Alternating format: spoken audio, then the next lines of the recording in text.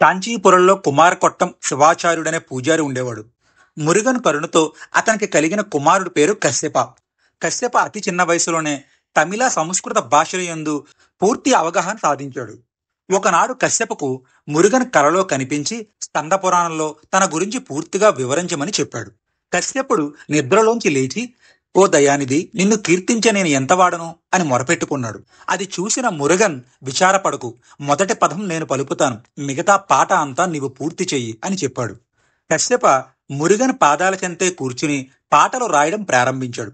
అవి పూర్తి కాగానే మురుగన్ పాదాల చెంతే ఉంచాడు. ఆలయం తలుపులు మూసి ఇంటికి చేరుకున్నాడు. మరనాడు ఆలయానికి రాగానే తన రాతపత్రాలు మురుగన్ చేత సంస్కరించబడడం గమనించాడు. గ్రంథం పూర్తి కాగానే కశ్యప ప్రముఖ పండితులను భక్తులను ఆహ్వానించాడు. ఆయన వినాయకుణ్ణి, రాసిన గ్రంథాలను ముందుగా పూజించాడు. అందరి ఎదుట పాటను పాడడం ప్రారంభించాడు. స్వామికి 10 చేతులు 5 ముఖాలు ఉన్నట్లుగా పాటలో వర్ణించాడు. పండితులు గుంపులో ఒక పండితుడు లేచి, ఓ కశ్యప, పాడటం ఆపు, నీ పాట మొదటి పాదంలోనే వ్యాకరణ దోషం ఉంది అన్నాడు.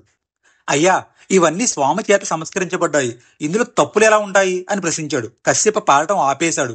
అందరూ ఎవరి దారి వారు వెళ్లిపోయారు.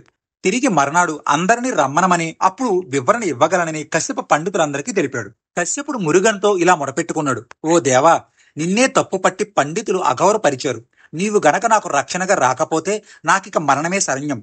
అది విన్న స్వామి సాక్షాత్కరించి, నా ప్రియభక్తుడా, భయపడకు, రేపు నేనే వచ్చి పండితులకు సమాధానం చెప్తాను అని అభయమిచ్చాడు. మరునాడు అందరూ ఆలయంలో సమావేశమయ్యారు. కశ్యపును పండితులు వివరించమని కోరారు. ఇంతలో సభలో నుండి ఒక వ్యక్తి లేచి, నేను వివరిస్తాను అన్నాడు. ఇక్కడ ఒక పవిత్ర గ్రంథం ఉన్నది. దాని పేరు వీరసోలియం. ఇందులోని మొదటి వాక్యం అదే పదాలతో, అదే వ్యాకరణంతో ఉన్నది. దీనిని పండితులందరూ ఆమోదించారు. ఆ వివరణ ముగియగానే ఆ వ్యక్తి కనిపించకుండా పోయాడు. అందరూ గుర్తించారు, వచ్చింది కుమారస్వామియే, సాక్షాత్తు ఆ మురుగనే అని. చాలా తక్కువ సమయంలోనే కశ్యపుడు స్కంద పురాణం పూర్తి చేశాడు. భక్తులందరూ గ్రంథాన్ని ఊరేగింపుగా తీసుకుని వెళ్లి కశ్యపును కూడా సన్మానించారు. ఏ పని మొదలుపెట్టినా ఆ భగవంతుణ్ణి కూడా తలుచుకుంటూ ప్రయత్నలోపం లేకుండా పూర్తిగా మన శక్తినంతా కూడగట్టి పని చేస్తే ఖచ్చితంగా భగవంతుడు మనతో ఉండి మనల్ని విజయం వైపు నడిపిస్తాడు.